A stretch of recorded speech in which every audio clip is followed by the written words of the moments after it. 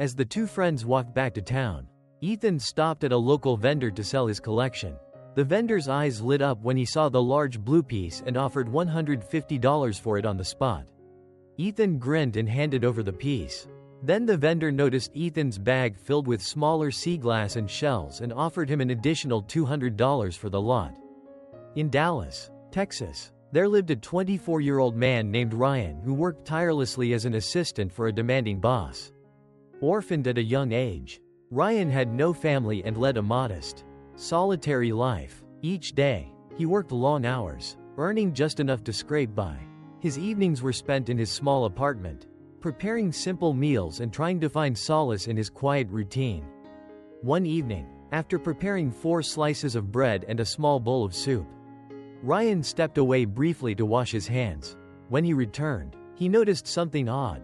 One slice of bread was missing. Confused, he brushed it off as a mistake. However, the same thing happened the next night, and by the third night, Ryan decided to keep watch. Hiding in a corner of his kitchen, Ryan saw a plump, clever mouse dart across the counter and snatch a slice of bread. Quick as a flash, Ryan grabbed the mouse, only to hear it speak. "Brother," the mouse said, its small voice calm yet imploring. "Why are you stopping me? I'm only taking my share of fate. Let me have my piece." Startled, Ryan replied, "I barely have enough for myself. Why do you think it's fair to steal from me?" The mouse nodded thoughtfully. "I understand your frustration, but I know someone who can help you. He will guide you and answer all your questions.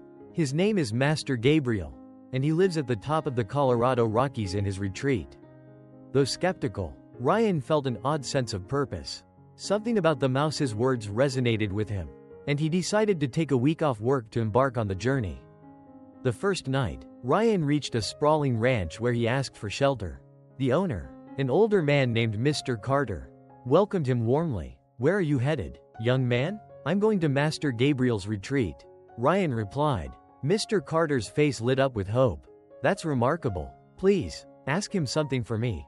My daughter hasn't spoken a word in 20 years. Ask him when she will speak again." Ryan agreed and continued his journey. The next day, he encountered a magician meditating on a snow-covered mountain path. "Where are you going?" the magician asked. "To Master Gabriel's retreat," Ryan answered. The magician nodded. "Can you ask him something for me? I've been meditating for 1.000 years but haven't reached enlightenment. Ask him what I must do to ascend." Ryan agreed, and in gratitude, the magician used his powers to guide Ryan safely across the treacherous terrain. Later, Ryan came upon a vast river. Unable to cross, he called out for help and saw a giant turtle emerge from the water. "Where are you headed?" the turtle asked. "To Master Gabriel's retreat," Ryan said. The turtle tilted its head thoughtfully. "I've been in this river for 500 years, waiting to transform into a dragon.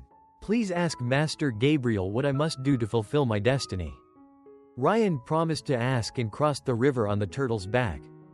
Finally, after a grueling journey, Ryan reached Master Gabriel's retreat. The wise master welcomed him with kindness. After listening to a profound lecture, Ryan presented the questions he had gathered. Master Gabriel smiled kindly and said, "I will answer only 3 questions. Choose wisely." Ryan paused, his heart torn. He had his own question, but the others needed answers too. After a moment, he decided to sacrifice his question and ask for the others. Master Gabriel replied, "The rancher's daughter will speak when she meets her true companion. The magician will ascend when he releases the staff he clings to. The turtle will transform into a dragon if it sheds its shell." Ryan thanked him and began his return journey.